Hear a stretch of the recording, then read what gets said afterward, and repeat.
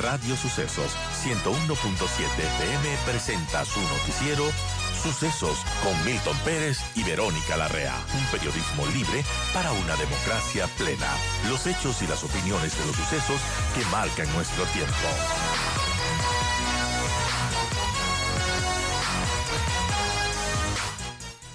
Estamos con don José Antonio Camposano, presidente del directorio de Cordex, justamente para conversar sobre este impacto en los costos de producción y la competitividad y también el impacto que tendría en los empleos.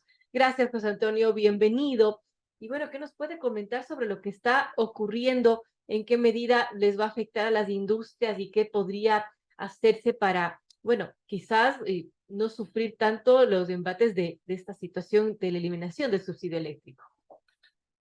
Muchísimas gracias por su pregunta. Buenos días a quienes nos escuchan esta mañana. Yo creo que es justo explicar a la ciudadanía cómo se origina esta política de fomento en el año 2018 a través de un diálogo con las autoridades del Ministerio de Finanzas, del Ministerio de la Producción, Ministerio de Energía, en el que se establece que en una franja horaria en la que hay menor demanda energética de parte del sector industrial, se genere un incentivo, es decir, la tarifa pase a 0.5 centavos kilovatio hora, para que, como contraprestación a ese incentivo, se generen turnos nocturnos, es decir, se contrate personal en horarios nocturnos para la producción de una gama de bienes, tanto locales, materias primas, insumos, equipos, bienes de consumo local, como bienes de exportación. ¿Qué implica por el otro lado de parte del sector empresarial? Por ejemplo, sectores como el sector textilero, el sector brocolero, el sector camaronero, al que yo represento, ¿no? Significa que ese costo para el procesamiento de camarón, para el funcionamiento de maquinaria para el sector textil y manufacturero, para el procesamiento y congelamiento de brócoli, un importante rubro de exportación, especialmente para los mercados de la Unión Europea. Bueno, hay un incentivo de bajar ese costo energético con la intención de crear turnos nocturnos, es decir, contratación de gente. Yo leo por ahí, escucho por ahí supuestos expertos energéticos que ahora también se juran expertos en productividad, que dicen es que no crearon empleo. Yo le voy a dar un ejemplo. El caso del sector puntual del sector camaronero.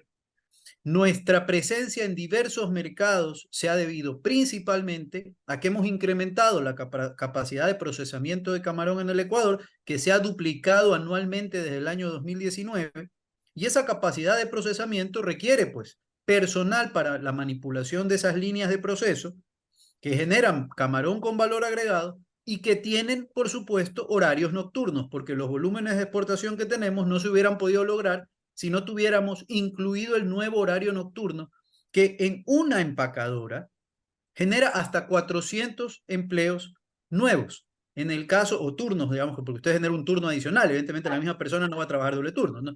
Entonces, si usted tiene casi 50 empacadoras hoy operando con líneas de valor agregado, son más de 8.000 empleos que se crearon o que se sostienen gracias a que usted tiene esa posibilidad. Y uno dice, bueno, pero es que es un costo, pues ¿por qué vamos a asumir el costo? Volvamos a lo del incentivo. Se trata de una franja horaria donde no había demanda de parte del sector industrial y que para contratar como contraprestación usted tiene que pagar 25% de recargo porque está fuera del horario normal de trabajo, tiene que generar transporte desde el sector empresarial porque no existe transporte público de 10 de la noche a 5 de la mañana, generar seguridad para esos trabajadores porque el Estado no se da la seguridad. Entonces, hay una contraprestación privada a ello. No es que se recibe de gratis. ¿Cuál fue el reclamo por parte de varios sectores empresariales, incluido Cordex? Que esta medida, en lugar de discutirse como debe hacerse para buscarle una salida que evidentemente alivie las finanzas públicas del Estado, pero por supuesto no genere este golpe inmediato, ¿no? Debía consensuarse, debía dialogarse y lamentablemente se emite un informe en el que incluso el Ministerio de la Producción no fue considerado. Entonces vaya usted a saber de dónde salieron las cifras de empleo, de inversiones y demás que alude hoy el ministro de Energía, ¿no? Para tomar esta decisión que afecta a la productividad, como usted bien señalaba en su intervención. Ahora, José Antonio, ¿esta decisión ya es una decisión tomada? Es decir, esta eliminación del subsidio eléctrico para las industrias en esta franja horaria se va a dar sí o sí, o es algo que se podría discutir. Que nosotros creemos que se debe discutir, porque el informe del ministro Santos va dirigido hacia, digamos que el ente regulador en materia energética en lo que respecta a la definición de las tarifas anuales, que ya se debe reunir en las próximas semanas para definir el tarifario de cara al 2024. Entonces, nosotros vamos a insistir con las nuevas autoridades en que sean considerados nuevos elementos, ¿no?, para que se revise esta posibilidad de sostener este incentivo, ¿no?, que funcionó, que ha creado, que ha sostenido. Es más, si es que existiera duda sobre el incentivo, pues tiene que revisarse la contraprestación empresa por empresa, es decir, qué empresas sí crearon empleos, cuáles no. A ver, es que eso sería lo natural en una sociedad civilizada, pero lamentablemente aquí la toma de decisiones a espaldas del sector directamente involucrado genera este tipo de reacciones cuando nosotros como sector empresarial estamos conscientes del problema fiscal, pero todas estas situaciones son contraprestaciones a costos que nosotros asumimos, o acaso el costo de seguridad privada que tienen que asumir hoy las empresas, locales comerciales, etcétera, etcétera, no es responsabilidad del Estado. O cuando un trabajador, un colaborador nuestro se enferma y nos pide ayuda porque en los sistemas de salud pública, sea este el IES, sea el Ministerio de Salud Pública, no hay atención y del bolsillo del empleador tiene que salir una ayuda económica. ¿Acaso eso no es un subsidio que viene del privado al sector público? Entonces, claro, lo que pasa es que hay la costumbre de ciertos que se autodenominan expertos, ¿no? Es que hay que eliminar todo, etcétera. Claro, pero no toman en consideración también las contraprestaciones que el sector privado, sin tener que hacerlo, asume cuando el Estado traslada esas eficiencias a las empresas, a los negocios, a los comercios.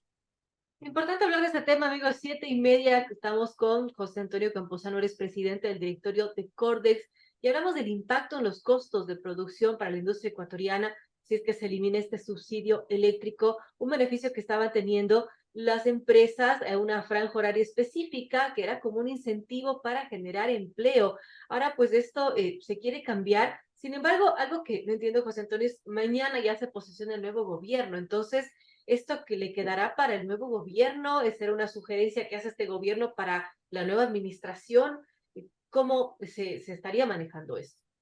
En términos legales, el informe del ministro del ramo es vinculante al momento de la toma de decisión por parte de la Agencia de Control y Regulación de Energía, tiene un nombre específico, ¿no? Ese informe se emite, como usted vio, el 17 de noviembre, me parece, ¿no?, ya prácticamente cerrando las labores de esta autoridad a pedido del Ministerio de Finanzas, ¿no? Porque recordemos que esto no es que el ministro Santos tuvo la autonomía, él hasta en declaraciones no estuvo muy de acuerdo en que esto se revise ahora, pero existía la presión del Ministerio de Finanzas actual para que estos asuntos se revisen, como otros también se han revisado. Entonces, lo que queda es a las nuevas autoridades, cuando se convoque a la Agencia de Regulación y Control y se aboque conocimiento el informe del ministro, pedir que exista también pruebas de descargo, en este caso, por llamarlo de alguna manera, de parte del sector empresarial, Ministerio de la Producción, con el que ya vamos a iniciar un trabajo justamente para presentar información que permita tomar una decisión técnica, no esa decisión un poco, es que no crearon empleo, es que aquí no crearon, uno puede decir lo que sea, pero nosotros sí tenemos plenamente demostrado cómo se amplió la franja horaria en turnos de trabajo, por lo menos en el sector camaronero lo tenemos, sabemos el sector brocolero que también se crearon esos horarios para poder generar más brócoli, que va a mercados como Alemania gracias al acuerdo comercial que se firmó hace algunos años, que tiene una preferencia arancelaria, el sector textil que ahora puede operar 24/7, etcétera, etcétera. Entonces, cuando usted genera ese dinamismo económico, ¿no?, y genera esa expectativa de continuar devengando esas inversiones que se realizaron tomando en consideración la tarifa energética, pues entonces tiene que darle previsibilidad a esas inversiones y ojalá todo esto se tome en consideración. ¿Y por qué no? Transparentar los costos de energía, los costos de los combustibles y demás, porque si usted pregunta en el país, si existe un secreto mejor guardado, es justamente la fórmula con la que las autoridades definen el costo de la energía eléctrica para todos los segmentos y el costo de los combustibles en este país, ¿no? Y eso yo no escucho a los expertos energéticos denunciar que esas son fórmulas secretas, que es difícil de explicación. Usted no sabe cuál es el precio de los combustibles ni lo puede calcular anticipadamente porque Petrocomercial, por ejemplo, no transparenta eso. Es imposible hacer empresa cuando usted no sabe de mes a mes cuál va a ser el costo del combustible que usted utiliza para las diferentes actividades que tiene. Entonces, Claro. ojalá tengamos ese debate abierto, porque es lo que necesita el país realmente, y no este tipo de debates a nivel de la opinión pública sobre cosas tan serias. Tiene que haber una mesa técnica que realmente pueda incluir estas variables, y ojalá salgamos con una noticia positiva para el sector empresarial, grande, mediano, pequeño, que requiere estos incentivos en un momento en que la economía ecuatoriana no está creciendo absolutamente para nada. Deberíamos ser los primeros interesados en buscar que la economía crezca, porque el crecimiento económico significa creación de más plazas de trabajo. Sobre este tema, el texto menciona que para el año 2024 no se contempla la emisión de certificados de ahorro, se lo recetará, dice, durante el primer trimestre del año 2024 con miras de incluirlos en las directrices del pliego tarifario correspondiente al 2025. Bueno, cambiando de tema también, porque hablando de competitividad de las industrias ecuatorianas, ahora también se está discutiendo, José Antonio, lo que será el nuevo salario básico unificado, que dependiendo de cuánto se ha fijado también podría complicar, sería otro golpe para la competitividad de nuestro país. Sí, lamentablemente el tema de la discusión del salario debería ser una discusión técnica, porque recuerde usted que en dolarización la única manera de generar competitividad es mejorando la productividad de las empresas. Hace 20 años atrás, poco más de 20 años atrás, cuando teníamos moneda propia y el país necesitaba mejorar su competitividad por diferentes razones, se hacía uso de la política monetaria, se devaluaba la moneda, el ciudadano perdía capacidad de consumo porque su dinero valía menos, pero los costos de las empresas bajaban y de alguna manera eso funcionaba como una válvula de escape ante el incremento de costos. Al no tener política monetaria, ¿no?, tenemos que trabajar en competitividad para ser más eficientes, para tener precios más competitivos, especialmente el sector exportador que no puede trasladar esos costos hacia el bien final porque compite con otros países que sí pueden ofrecer más barato que nosotros. En el caso puntual de la discusión respecto al salario básico, lo ideal sería tener una discusión técnica que ojalá termine mejorando, como siempre debe ser, las condiciones del trabajador. Eso es algo que nosotros no podemos ir en contra porque es nuestro colaborador directo.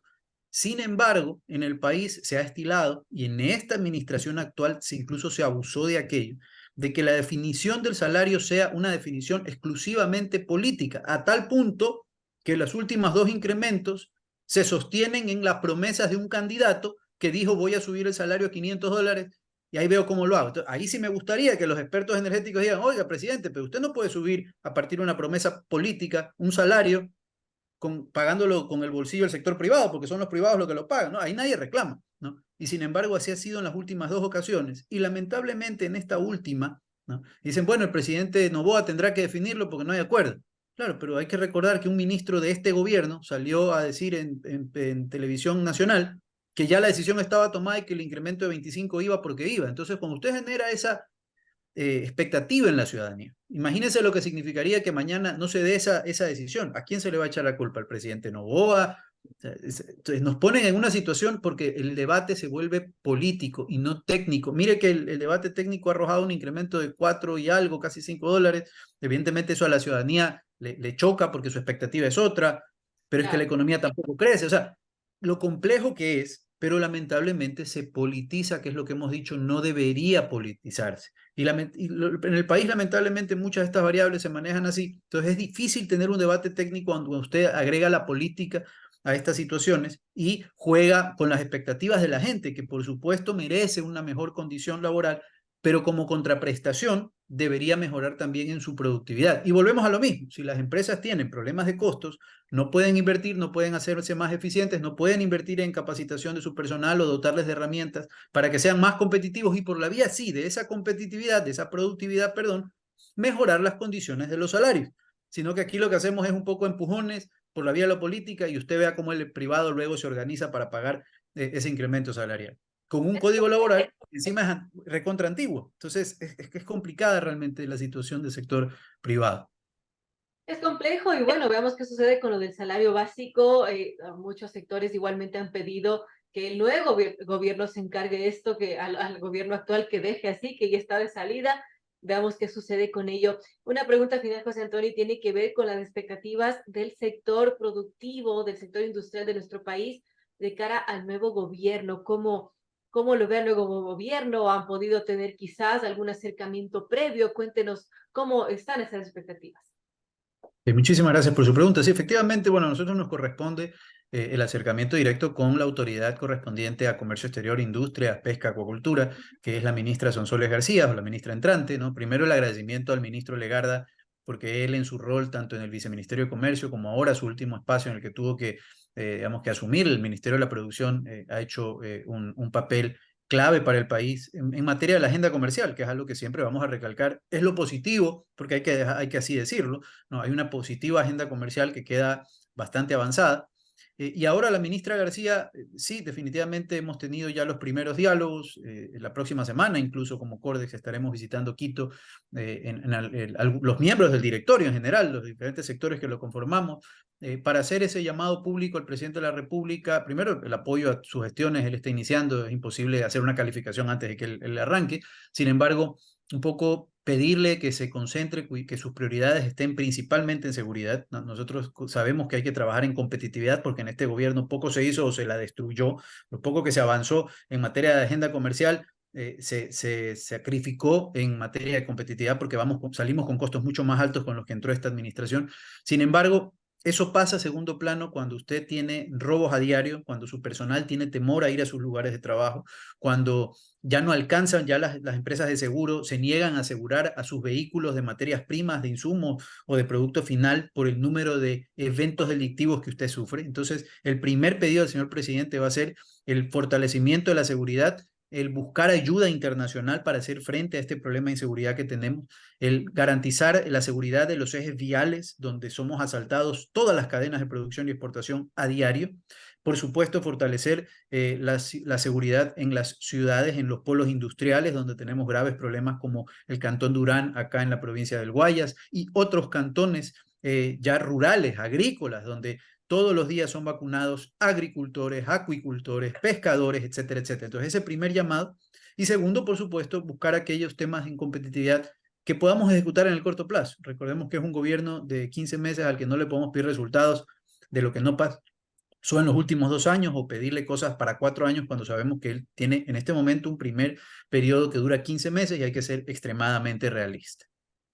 Bien, importante, gracias por comentarnos las preocupaciones, las perspectivas del sector industrial de nuestro país. Gracias a José Antonio Campuzano, presidente del directorio de Cordex, por hablar de temas varios que competen también a la coyuntura del Ecuador. Gracias, José Antonio, por estar con nosotros.